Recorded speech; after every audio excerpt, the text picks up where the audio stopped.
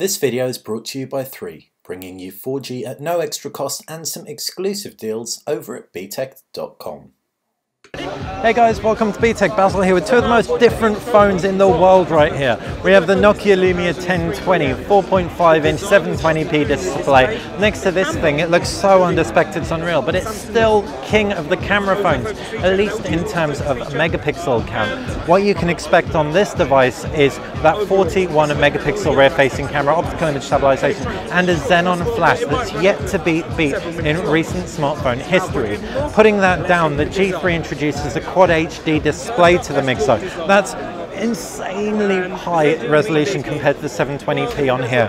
You've got a whopping pixel density of 536, and it really is mind-blowing to see. Bringing it closer in frame, you should be able to make out in a side-by-side exactly what that means.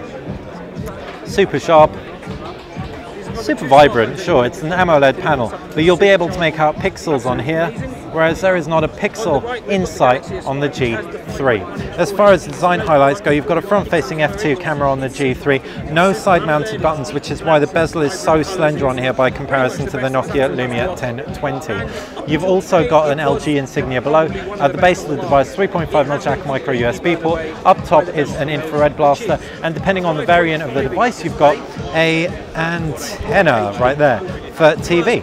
Flipping it round, 13 megapixel rear facing camera with optical image stabilization, laser autofocus, which is going to be really interesting to test out, and dual tone flash. You've also got rear mounted controls, so you can power the phone on or off with the rear mounted buttons and control your volume as well. I'm taking a look at the Lumia 1020, and we can see, like we said, 4.5 inches of 720p AMOLED goodness.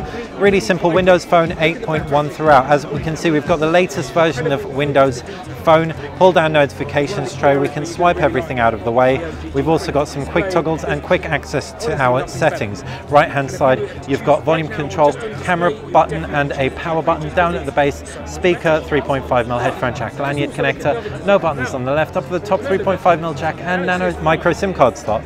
That camera we spoke about at length, inside a pretty massive camera surround. This is a 64GB variant as well, which is awesome. This device is going to ship in 16 or 32GB variants and have either 2 or 3GB of RAM. This has 3GB of RAM, but a dual-core Qualcomm Snapdragon S4 processor in it, so quite an outdated processor. But this is last year's device, so that's little wonder.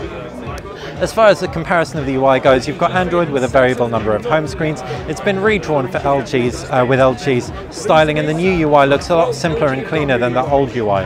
You've got Windows Phone 8.1 inside, start menu, applications, pull down notifications tray. Both have pull down notifications tray, significantly more complicated on the LG G2. You've got quick toggles up top, brightness control, volume control, and you can swipe out notifications right there. You've also got the applications tray on here, which extends through to widgets, and you can also search widgets and applications as well. We've already spoken about internals on the Nokia Lumia 1020. And the LG G3 has a Qualcomm Snapdragon 801 processor, a variable amount of RAM, like we said, either 2 or 3GB, removable back cover, 3000 milliamp battery by contrast to a 2000 milliamp battery on here. What's really going to be the point of contention is the cameras. You're going to have to see. One of our pet peeves with the Lumia 1020 is how long it can take to take and focus a picture. So we've taken a picture right there. Saving the picture takes a while because it's slightly older hardware, and we can tap through on that picture. Shaky hand and all, though, we've got a really decent picture, more than likely, based on what we can see right in front of us. It takes a 41 megapixel picture, oversamples it to a 5 megapixel picture. If we take that same shot on the LG G3, we can see a very simple user interface. We can tap through, and the focus and picture taking is significantly quicker.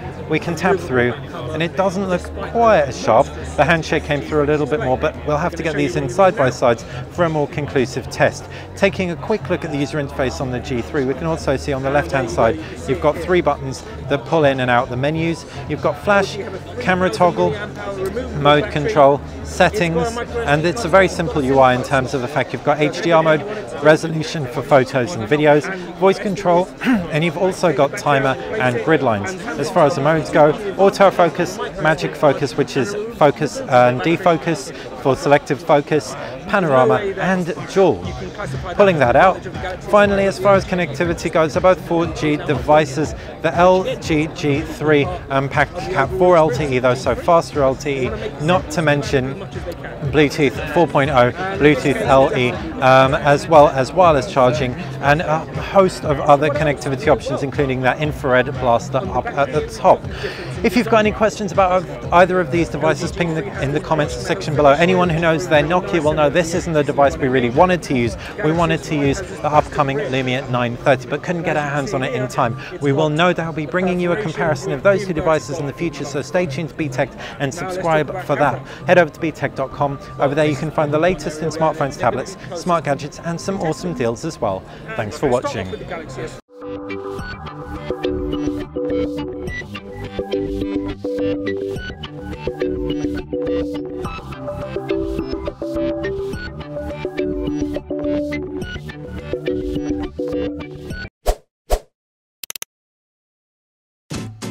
At the top of the screen is where you can find 3 hand-picked videos for your viewing pleasure. On the left is where you can subscribe, and on the right hand side you can find some exclusive deals if you head over to btech.com.